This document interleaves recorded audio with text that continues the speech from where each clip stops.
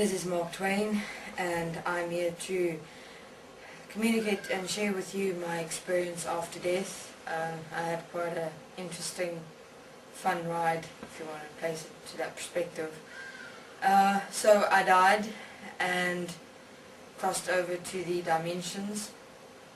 Interesting that you call it crossover, but it is a crossover. And these two beings approached me and they said to me, follow me, and I followed them, and they said to me, okay, right, you're going to be reincarnating into the animal kingdom again.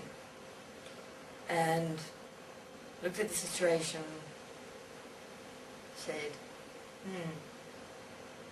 okay, which animal exactly? They said, no, to your choosing, to your liking. So it's fascinating. I've always wanted to experience myself be a monkey. So I decided to reincarnate as a monkey. And to me, during that time, especially my experience in the dimensions, you kind of don't ask questions. It's interesting. Because when you cross over, you have that experience inside you that there might just be some grand design or something out there, in here, everywhere, existing, that has a plan, that is looking after everything and everyone, and there is a reason for everything and there is a purpose for everything. And so I thought, you know what, let me do that. Maybe that's my part I will play in this entire grand design manifestation of that something that exists within everything and everywhere. And I actually experienced it in the dimensions. I actually experienced myself being in the hands of that which exists.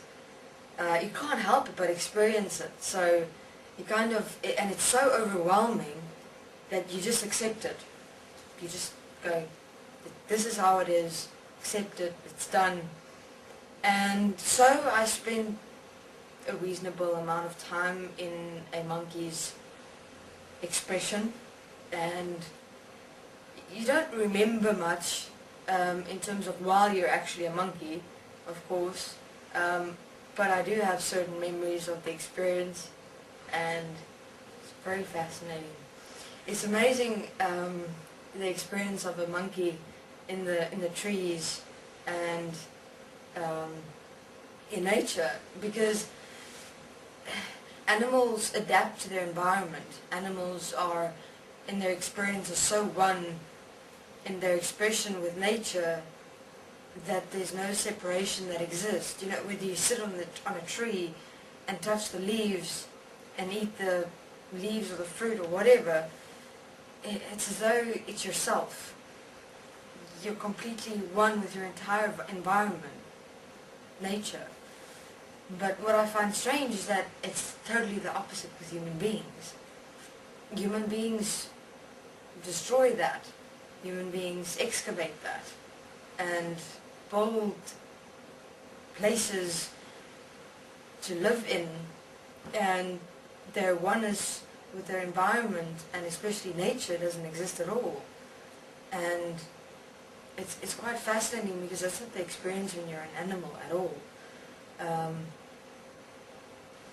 And humanity is busy removing that completely, removing that part of ourselves, because, I mean, if animals are able to experience it, surely human beings are.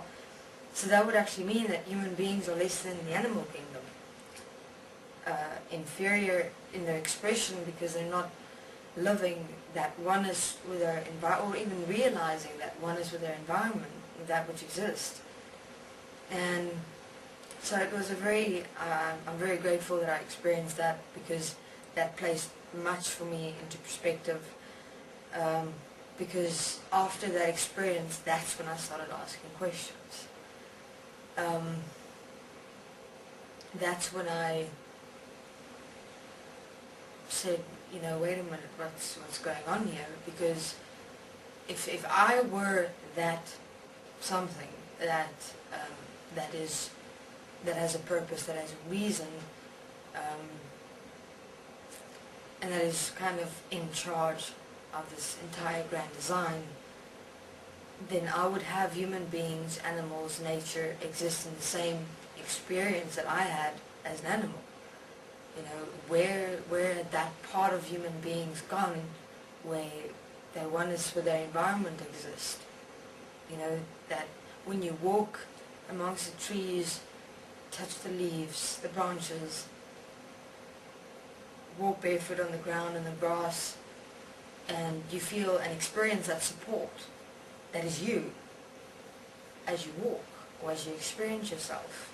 I mean, human beings don't experience that anymore. I mean, where has that gone? When you walk on foundations that have been placed by yourself as a creation, as a design, structural, geometrical, specific. But what about the flowing expression that nature provides, that is unconditional support, already present here? So when I died as a monkey, this little girl came up to me, this little tiny girl. She was quite cute, sweet. I had to smile when I saw her, and she said to me, you know, in this happy little girl, excited expression, she said, "Come, follow me." And I said, "We too?" And she said, "No, it's your time to rest now. You've done what you have required to do, and you may now rest and enjoy yourself."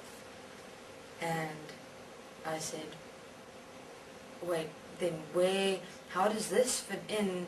Then I asked myself that question, how does this fit in with me having a purpose or a reason within this grand design of this something, or this essence that exists everywhere within everyone? And that's the same thing I asked her. I asked her, why is the reason for rest? I don't really experience myself having to rest. I mean, you know, if I'm required to reincarnate again, I'll reincarnate again. I don't have a situation with that. And she took me to this, also to this, like a galaxy of sort, to this place where I was supposed to go and rest. And, I mean, there were multiples of them. There were like cities and galaxies, multiple different ones. I mean, I could see every single one of them. And she said, "You're going to come here and rest and just enjoy and express yourself." So I said, why am I not able to do that expression here on Earth and support in that way? Why do I have to be separate from that perspective of having to go and rest?